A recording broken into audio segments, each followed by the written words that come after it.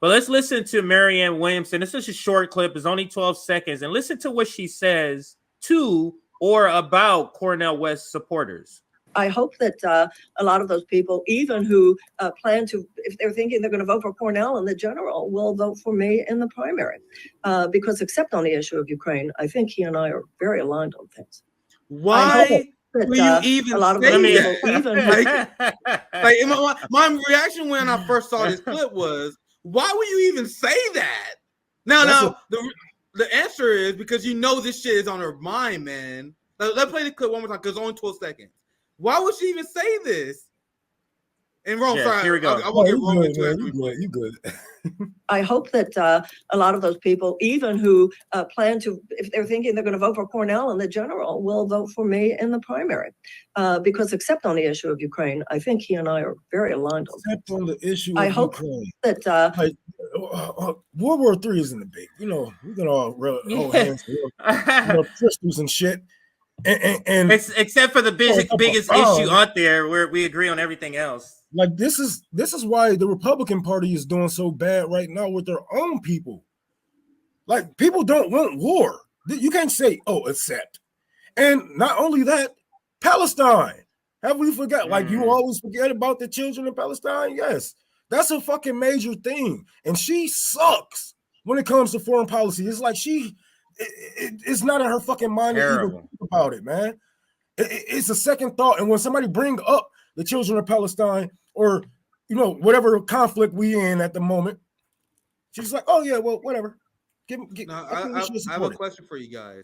If you plan on doing a book tour and you want to sell books, is it a good strategy to be good on left issues and have all of us, all us broke motherfuckers, be on board with you? Or are you going to be middle of the road, dodge issues of grand importance like this so you can take advantage of the liberal bourgeois audience, right? That's, of course, what she's doing. She made the calculation. Yes, I'm going to lose the left over the Ukraine thing, but I don't want to upset the NATO left, the boutique left, the Ukraine flag Twitter, because they're the ones who got deep pockets, not our audience. Our audience is proletariat. That shows by our bank accounts. We don't got audiences that got, in general, for the most part, the upper class. But if you want to be Marianne and you want to sell as many books as possible, you don't want to upset the people who have Ukraine flags in your bio. That's why she don't take this. That's why she don't take a hard line on this issue. She's a coward.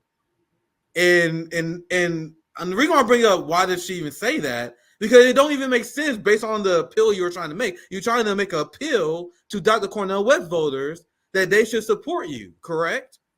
But the issue of Ukraine is so lost in her head because she heard what Dr. Cornel West says about it, and it lives rent free in her head.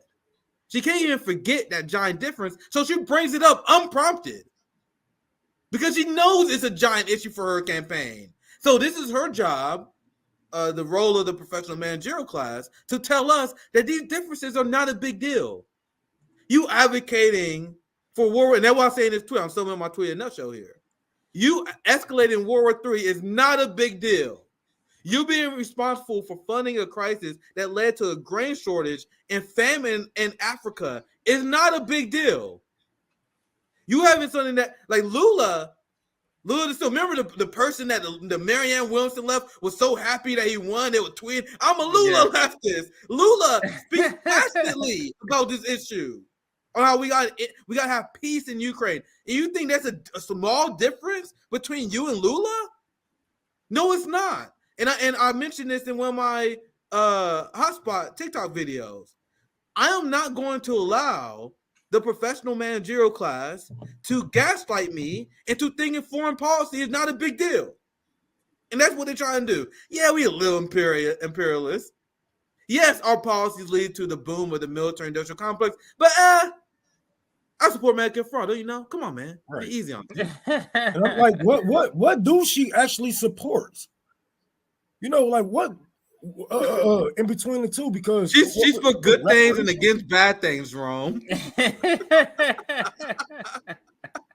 That's essentially what these social democrats. I'm for. They look at the polls. Well, people like Medicare fraud, so I support Medicare. People like minimum wage and support that. What about reparations? What the polls? I don't know about that one. They only take positions that are popular.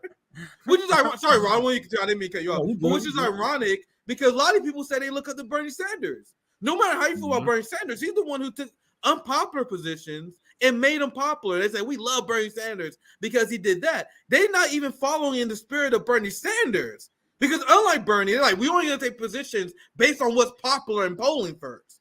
Which is, despite all my criticism of Bernie, is not what he did. Now he probably capitulated a lot, but his whole career was him talking about unpopular shit and making it popular. Yep. Now they do this. Now the Bernie left is like, we only gonna talk about popular shit. We don't avoid anything that's controversial whatsoever. But anyway, I need to shut the fuck up, Ron. I'll get you back in.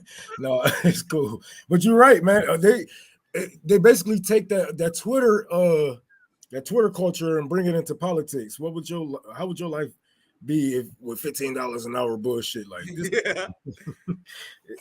Let me read your tweet. It says Marianne Williamson says that Dr. Cornel West supporters should vote for her in the primaries. Says we agree on most things except for Israel, Ukraine. Your support of funding Nazis in Ukraine and escalating World War III is a big deal. Hilarious how PMCs pretend this is a small disagreement. And they make it seem like the vaccinations, isn't Crystal Ball do this? Vaccination, that's a huge problem. I can't even get with that at all. But killing some Palestinians, if you make a personal health decision, it's all right. Go ahead. If you make a personal health decision that is different than the personal health decision that someone else makes, you are a scummy anti-vaxxer that deserves to be canceled. That's such a great point, CJ. But if you support escalating World War III against a global nuclear power, come on, man. We got ebbs and flows, man. And my second point I bring up, that's the LC thing. But in my second point, this is what the professional managerial class do not understand. They do not understand. Marianne Williamson is running to be commander-in-chief, son. That's what RFK understands. That's what Dr. Cornel West understands. So with all my disagreements on RFK, to be fair, he's running to be commander-in-chief, and he's called out the war machine, which is why I will never let him live down his Israel position, because your Israel position as someone who's running that commander-in-chief is a big deal, right? And that's why Dr. Cornel West is leaning on the NATO thing. He said he's running to be manager of the empire to dismantle the empire. Because that's the number one fucking thing you control as president. Let me tell you guys something. And this is what most people, Americans, don't understand. And you won't know this if you watch MSNBC and CNN. The president of the United States have not a goddamn thing to do with what go on in Congress. They signed the bill. They are relying on what go on in Congress and Senate. So if you only want to talk about domestic policy, you need to stay your ass on the House. And now, when I say that, I'm actually being very flexible, because I will make the argument that you shouldn't run for Senate and national congressional seats if you're weak on foreign policy, because they vote on those kind of things. So, Marianne, if you wanted to be a politician, this is how I know she wasn't serious. If you wanted to be a politician and make change on domestic policy, you should just run for Congress. Yeah. And let's analyze their argument, because that's what I like to do, right? Their argument will be, well, no, I don't want to run for Congress because we want to make as much splash on political discourse as possible. That's why we run for president instead of on Congress. Sirs and ma'ams, there's someone named Marjorie Taylor Greene that would like to say hi. There's a woman named Alexandria Ocasio-Cortez who punted her power, by the way, who would like to say hi. If you are a big name raising issues that are completely contradictory to the empire, if you are calling out your own party, they will cover your ass. Did you see what the person ran for Nevada congressperson said about Joe Biden? Do you know the Democratic congressperson said the NATO war shouldn't be funded? You will get coverage. Most congresspeople don't, because they're middle-of-the-road Democrats, middle-of-the-road Republicans. If you're this edgy anti-establishment fighter, it doesn't matter where you run. But I just explained here why they are unserious. They don't even have a coherent plan towards electoral politics. I don't even take electoral politics seriously, but even I have a more coherent strategy than they do. And I don't even give a fuck about it. So the people who put all their chips on electoral politics have no idea what the fuck they're doing. Even at the one thing they focus on. Isn't that funny? One last thing I'll say, because we mentioned before how I don't give a fuck about taking over the Democratic Party. I think it's a waste of time.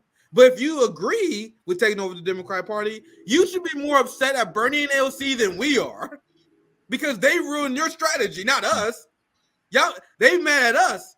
They mad at Jimmy Dore. But the person who ruined your strategy were people like Bernie Sanders and AOC who failed to do their job.